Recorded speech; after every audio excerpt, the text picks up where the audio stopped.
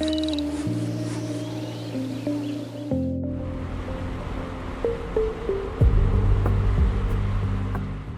a country without a coastline, the future of millions rests on a single river and on whether the young still want to sit together in the family circle. This is the heart of our journey.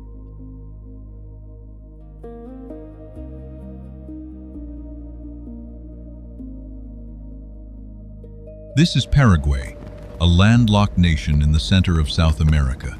A river divides it in two. The east holds the cities, towns, and farmland.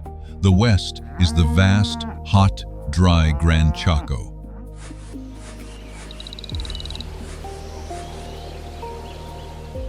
How do people live here?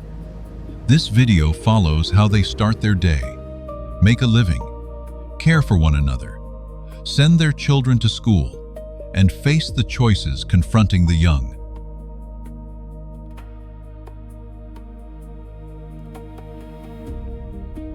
A quick glimpse, a morning market with yuyos vendors, freshly baked chipa, a motorbike on a red dirt road, colectivos rolling through Asuncion, a rancher in the Chaco, huge fields, a barge on the river.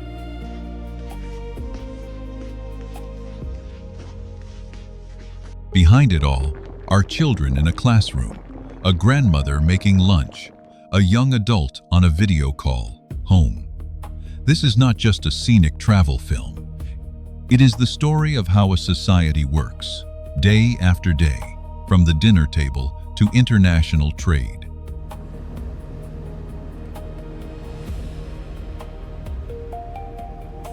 Paraguay is often called peaceful and slow-paced, with a deep sense of community. But behind that image lie informal labor, geographic divides, and unequal opportunity pressures on the land, floods, droughts, and young people forced to leave home.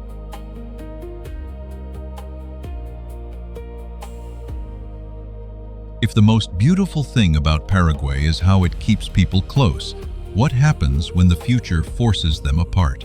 Why do people stay? And why do those who leave still long to return? To understand that pull, we first look at the water that splits Paraguay into two worlds.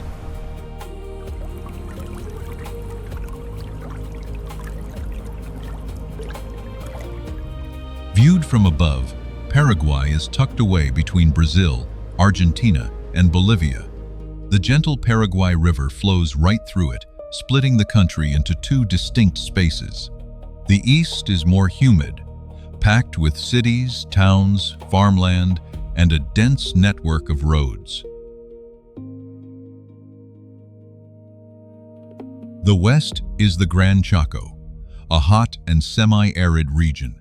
The distances between settlements out here are incredibly vast, but the Chaco isn't some empty frontier.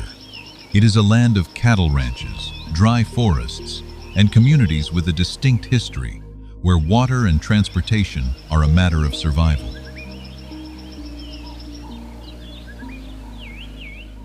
This nation may not have a coastline, but it isn't cut off from the global trade network. Just follow a shipment. Crops leave the farm, travel by truck to a river port, get loaded onto a barge, and head down the Paraguay and Paraná river systems to reach international markets. This reliance on the river makes the economy highly sensitive to water levels, droughts, shipping costs, and the quality of the roads leading to the ports. The river is both a way out of isolation and a point of extreme vulnerability.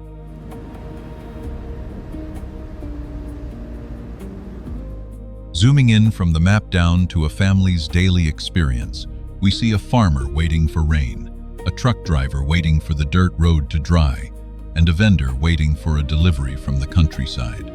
A family living by the river carefully monitors the water level, while a patient sits and calculates the distance to a medical facility.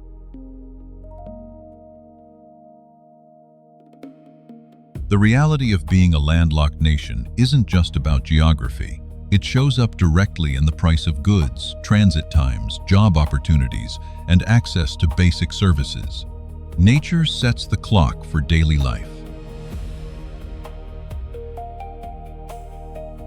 The sun, the temperature, and the rain dictate when people start their workday, when the streets quiet down, when the markets fill up, when families gather out on their porches, and when vehicles can actually pass through the dirt roads.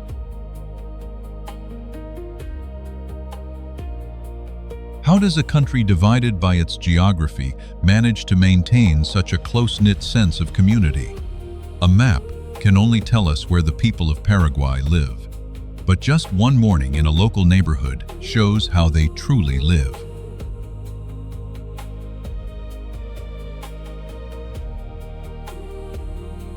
The crow of a rooster rings out, blending with the sound of a broom sweeping the yard, a rolling door opening, hot oil sizzling, and a motorbike piercing the morning mist. Spanish and Guaraní weave together. A baker works quickly to prep a hot batch of chipa.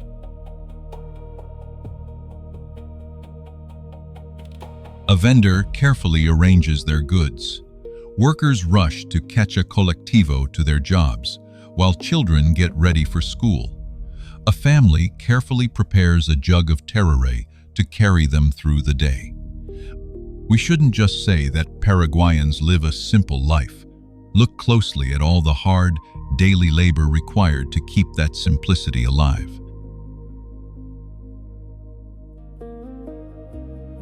The market functions as a miniature ecosystem.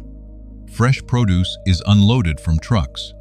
Vendors swiftly stack vegetables, cassava, and corn. A pohañana seller carefully picks through bundles of medicinal herbs. Customers don't just ask for the price, they warmly ask about each other's families. Cash and personal connections drive the engine here together. The market runs 3 layers deep: the economy of trading crops, food, and crafts, the social fabric that maintains trust and a network of regulars, and the culture that preserves 2 languages, traditional foods, and herbal wisdom.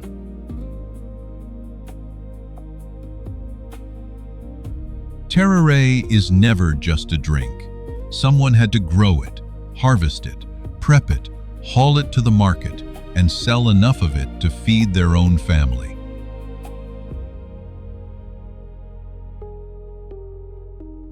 As the temperature climbs, outdoor work slows down. People rush to find shade, and cold water becomes an absolute necessity. Houses with tile floors, high roofs, and wide porches help take the edge off the heat. Certain tasks are pushed back to the early morning or late afternoon. Taking a midday break doesn't mean they have all the time in the world. It is, first and foremost, a highly practical survival adaptation to their environment.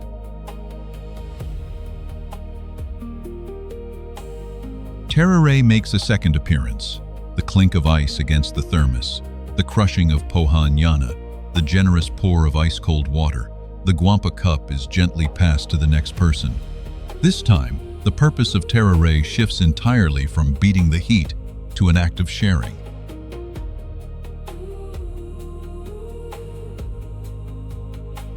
In the evening, when the air finally cools, chairs are pulled out onto porches and sidewalks. Kids happily play ball, while adults sit and chat together. The public squares slowly fill up. Families settle in for dinner, and a phone screen connects them with loved ones living far from home.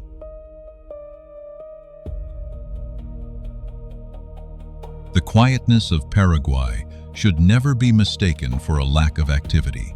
It is simply the perfect time for an entire community to reconnect after a long day of labor. But behind every meal and every peaceful evening lies a complex system of care, and the vast majority of that system isn't run by the government. It exists right within the family itself.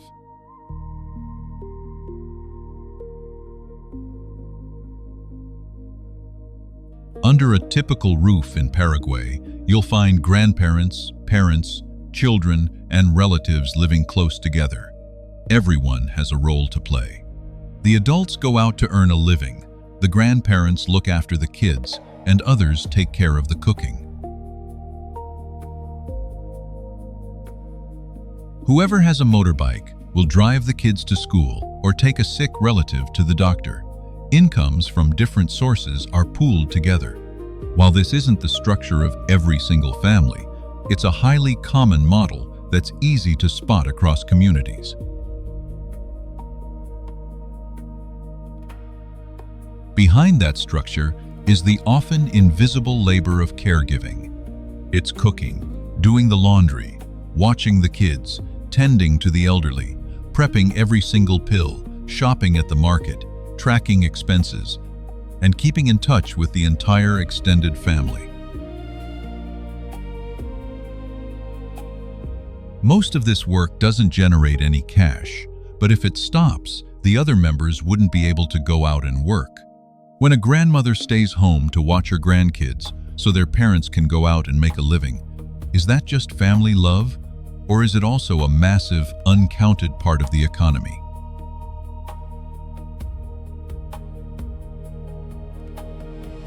When illness or unexpected hardship strikes, the family immediately kicks into a practical routine.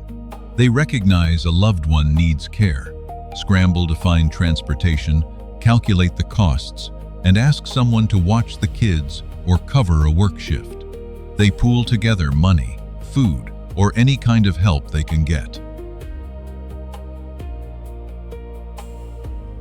Neighbors and relatives form the very first line of support.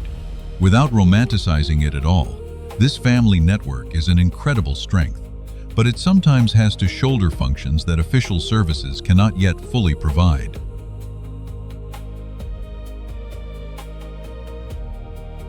Strength and burden always exist side by side. A person is rarely entirely alone, but the weight of family obligations is truly enormous. One working adult might have to support multiple people. Those who migrate might send money back home, while those who stay behind are left to take on all the caregiving duties.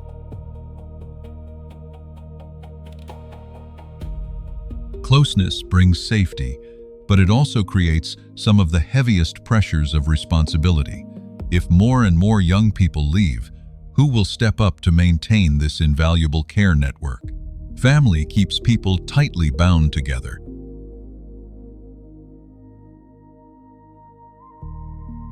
But what truly helps them realize they belong to the same world runs much deeper than bloodlines. It is the very language they use to speak of home.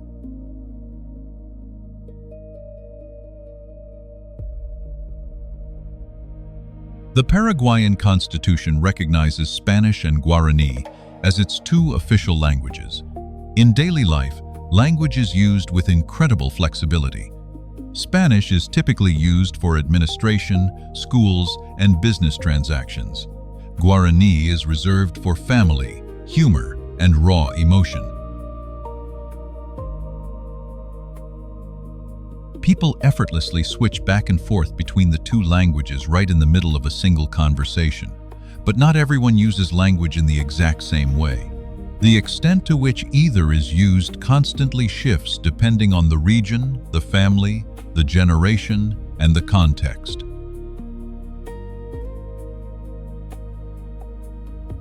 History sits like a layer of sediment beneath the present. The legacy of Guaraní communities, the colonial era, and the Jesuit missions is ever present. It shows up in the massive losses from the wars of the last century.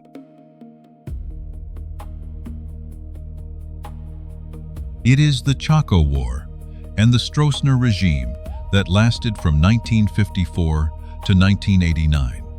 It is the ongoing process of democratization and memories that haven't fully healed. History reveals itself through a family photograph, an old song, street names, monuments, or the stories told by elders. You can never use just a single historical event to explain the entire character of a nation.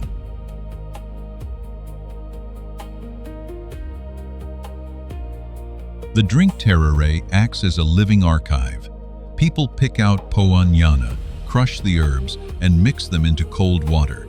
They prep the yerba mate and pass the guampa cup around the circle of people.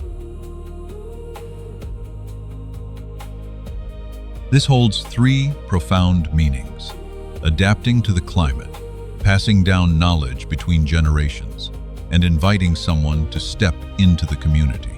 In this third iteration, the symbol of tereré transforms from a simple beverage into a collective memory.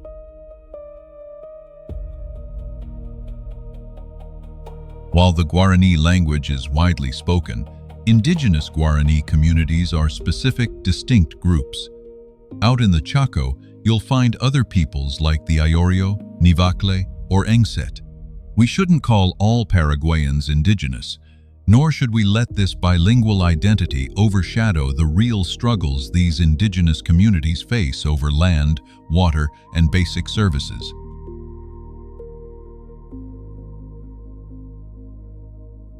Language has the power to keep memories alive across generations. But memories cannot buy food, pay medical bills, or create jobs. Every single morning, people still have to go out and find a way to make a living.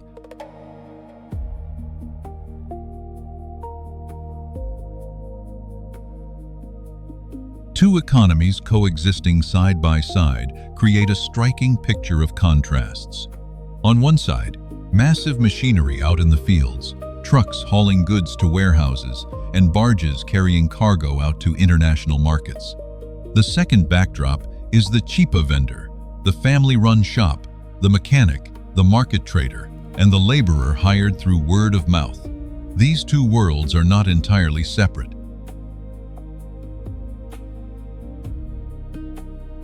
The small-scale worker buys agricultural ingredients, the farmer relies on transport, and the local shop serves those working in the production sector. The wealth from exports flows through the city and its services, but it doesn't reach everyone in the exact same way.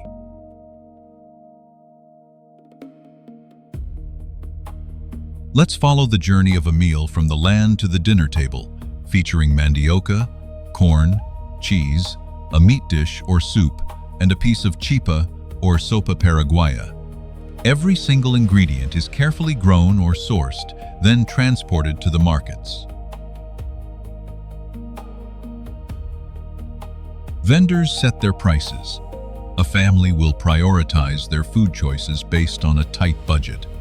A grandmother or mother prepares the meal using years of accumulated knowledge.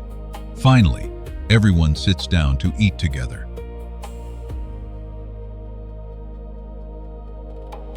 The cuisine here shouldn't just be reduced to a long list of dishes. It needs to thoroughly explain what the land provides, what a family can afford, who does the daily labor of cooking, and how recipes are passed down. It shows how a meal truly binds working people together after a long day.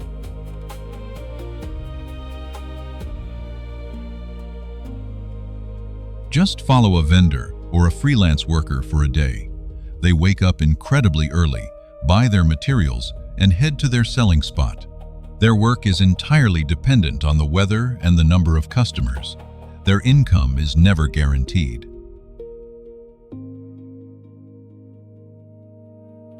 They have to rely on their personal reputation to find clients. They don't necessarily have contracts, days off, or proper insurance. We absolutely shouldn't describe the informal economy merely as an admirable display of resourcefulness. We need to show both sides.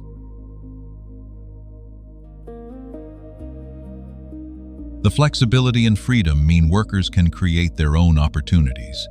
But the risk means their income is highly unstable. It is incredibly hard to take time off when they get sick, and they have very little ability to absorb a financial shock.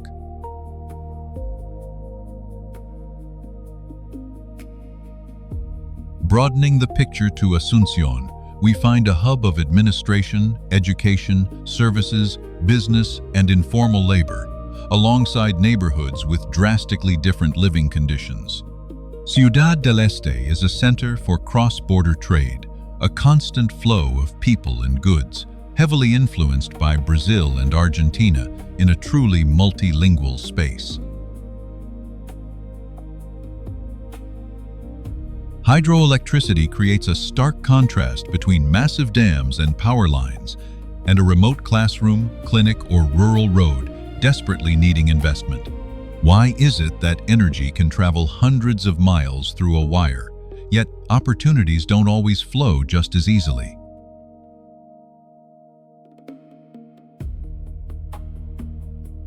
The nation's wealth starts from its land and water, but those two resources are now under the greatest pressure.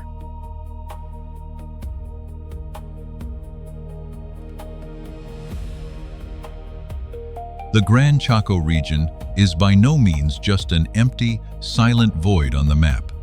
It is a land of dry forests, scorching earth, thorny shrubs, and vast grasslands, defined by extreme distances and a deeply unreliable water supply.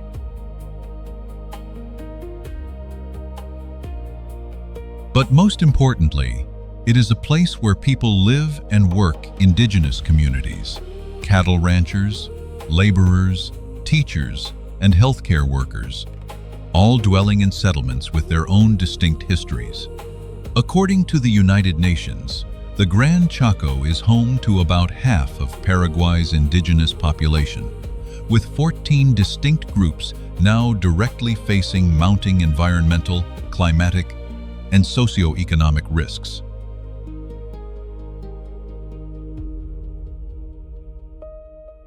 In this land, water dictates absolutely everything. Follow a single day here, and you'll see how water becomes a fierce matter of survival. Storage tanks are carefully inspected, the cattle need to drink, and families anxiously calculate the little water they have left. Every school and medical clinic relies entirely on this limited supply. A single downpour can rescue an entire area, yet it can also turn a dirt road into an impassable, slippery stretch of mud. If the river in the east is a bustling transport route, then out in the Chaco, finding and holding onto water is an incredibly grueling daily task. It is the same country, but the human relationship with water holds a completely different meaning.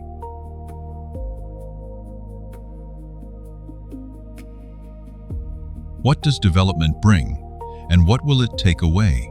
Right alongside the new roads, the convoys of trucks, and the endlessly expanding cattle ranches that create jobs and market access, lies a completely different picture.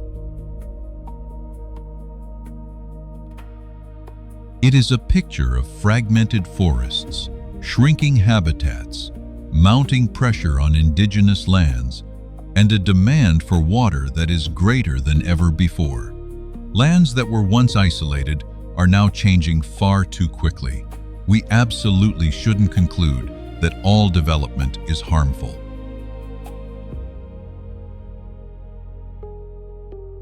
The core questions right now are who gets to make the decisions, who reaps the benefits, and who is going to bear the ultimate cost. Can these massive changes ever be reversed?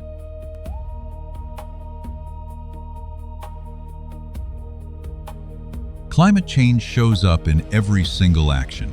A vehicle unable to reach a village, a barge carrying a lighter load, a farmer holding off on planting seeds. When nature makes the future this uncertain, the younger generation inevitably starts looking toward the comforts of the city.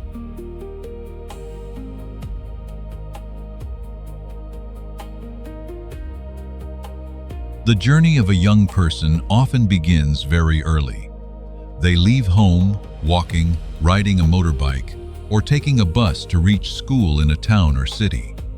After high school, many consider moving to the capital, Asuncion. The whole family sits down together to calculate the costs of tuition, housing, and travel. This creates a stark contrast.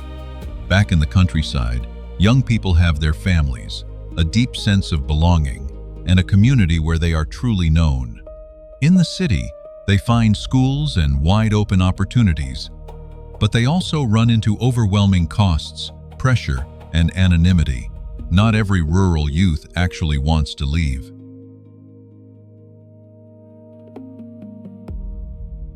Technology shows up in familiar scenes. a grandmother on a video call, a college student reading messages in their rented room, a migrant worker watching a family dinner through a screen, and a small shop promoting itself online. Phones help bridge the geographical gap and maintain a sense of presence. However, technology can never permanently erase the distance. A crystal clear screen cannot physically care for a sick relative. It can't actually sit at the dinner table. It can't walk the kids to school. And it certainly cannot replace a core family member in the daily labor of caregiving.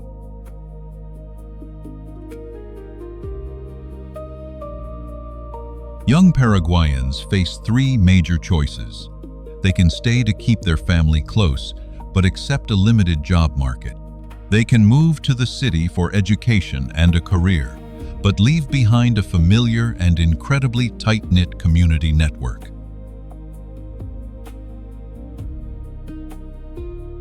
Or they can go abroad to earn a higher income and send money back home, but accept living far away from their family.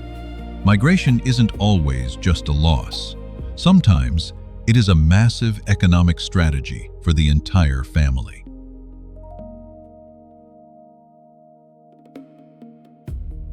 At Sunday lunch, the food is set on the table.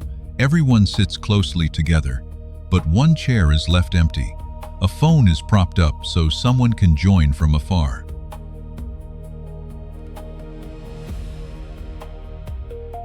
If the next generation can only love their Paraguayan homeland from a distance, how will the community change? Paraguay isn't just standing between tradition and modernity. It faces a much harder choice.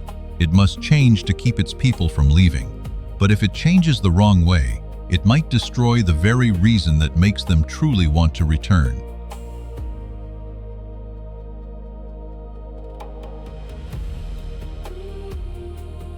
The country needs more formal jobs. It needs better education and more accessible healthcare. It needs better roads and transportation systems. It must build resilience against floods, droughts, and extreme heat, while creating real opportunities for women and the youth. And its institutions need to become far more transparent and efficient. Set right alongside those development needs are countless immense values. The multi-generational family, the Guaraní language, small local markets, grassroots livelihoods, the rights of indigenous communities, the untouched Gran Chaco forest, peaceful evenings out on the porch, and the shared circle of terroir. Let's be clear, tradition isn't something that has to be frozen in time. A tradition only truly survives in the long run when it is allowed to adapt. The real conflict is never just the old versus the new. It is this: who gets to decide exactly how Paraguay will modernize?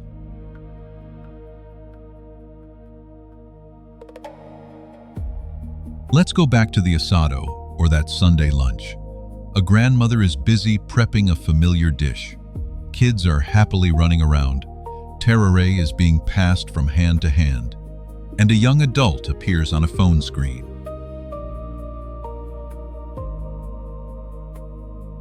The family is still smiling, but no one can pass the guampa cup across that kind of distance. That empty chair holds so much weight. It represents jobs, education, migration, family duty, personal ambition, and the heavy price of leaving. There's no need to dramatize it. It's that ordinary, everyday absence that hurts the most.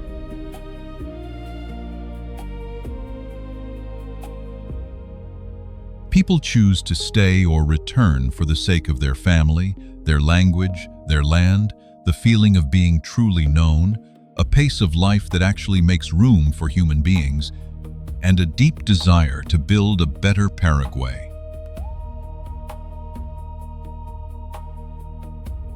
But love for your homeland cannot forever make up for a lack of opportunity and basic services.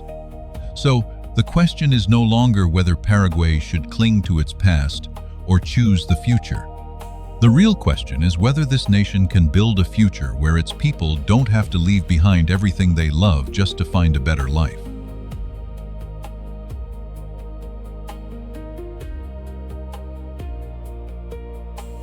Back at the river the next morning, the barges keep moving. The market opens once again. The streets wake up. Water is poured into the tereré jug. A chair is pulled a little closer to the circle.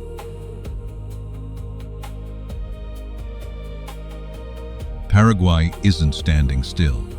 It is changing every single day, but it still has to decide what is worth bringing along on that journey.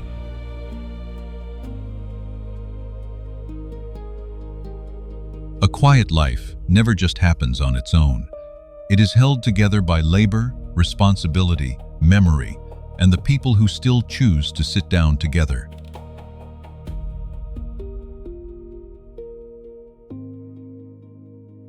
And perhaps the question Paraguay faces is a question for all of us. As we move forward, what do we hold on to?